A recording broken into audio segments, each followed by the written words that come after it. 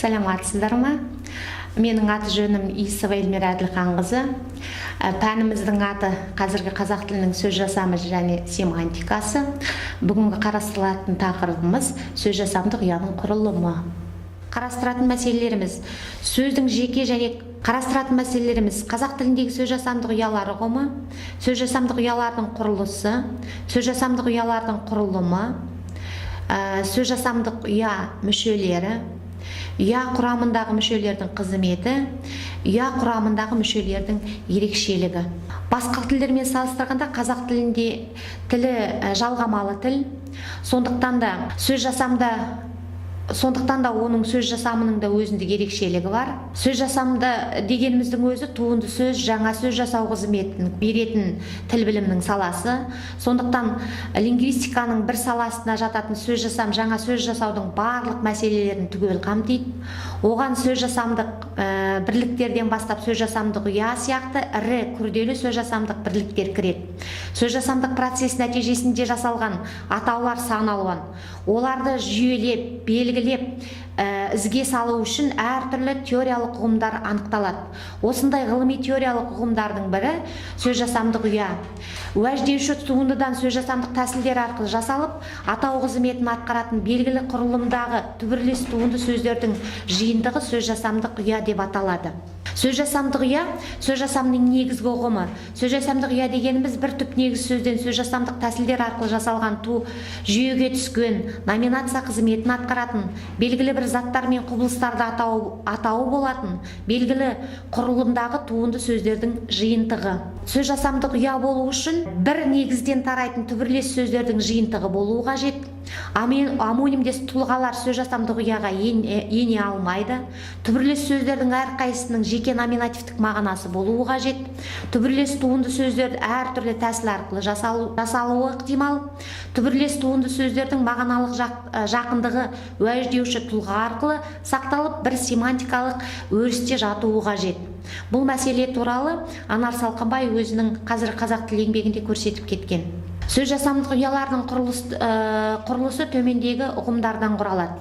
Яғни сөз жасамдық ұяда сөз жасамдық тарам болады, сөз жасамдық жұп, сөз жасамдық тізбек және сөз жасамдық саты. Түсіндірмелі сөздікте шық сөзінің үш түрлі мағынасы берілген. Мысалы, бірінші мағынасы шығып кету, кетіп қалу болса, екінші мағынасы өсу, өну, көктеу, үшінші мағынасы баспа бетінде жарық көру, басылу, жариялану.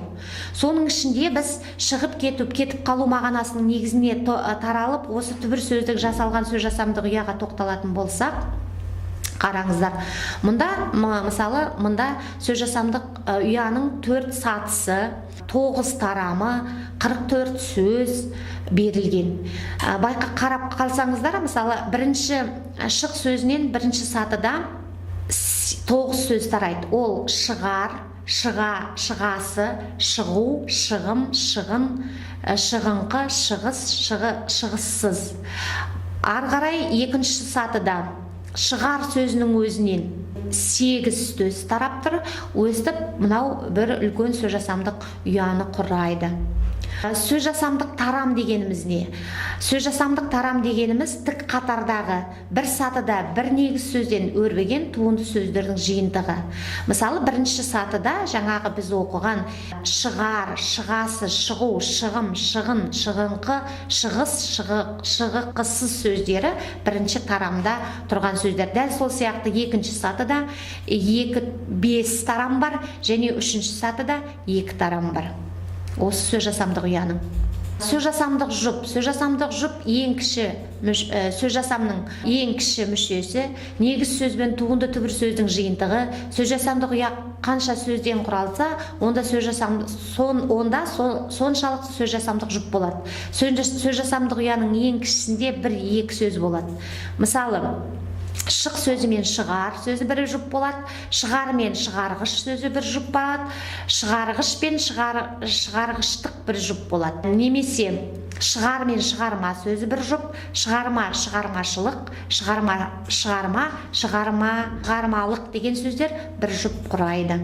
Шық сөзінің шық сөзінен тараған ұяда төмендегіндей жұптар бар. Сөз жасамдық тізбек. Бір сөз жасамдық ұяда негіз сөзден тараған туынды сөздер тізбегі, яғни бір түбірден тараған, бірінен бірі тікелей туындайтын, біріне бірі негіз болатын сөздердің тобын сөз жасамдық тізбек деп атаймыз. Мысалы, шық, шығар, шығарма, шығармалық. Шық, шығар, шығарма, шығармашылық. Мынаның барлығы, яғни 26 сөз жасамдық тізбек. Сөз жасамдық саты.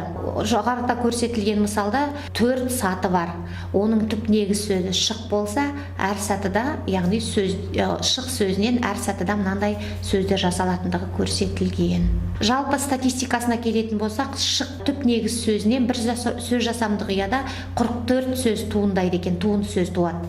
Бұл ұяда, яғни 9 сөз жасамдық тарам, 4 сөз жасамдық жұп, 26 сөз жасамдық тізбек, 4 саты бар. Жалпы қарай бүкіл 44 сөздің барлығы жаңа сөз, жаңа номинативтік атау дейтін болсақ, осының бәрін дәлелдейтін түсіндірмелі сөздіктен әрбір сөздің мағыналары берілген. Назарларыңызға рахмет.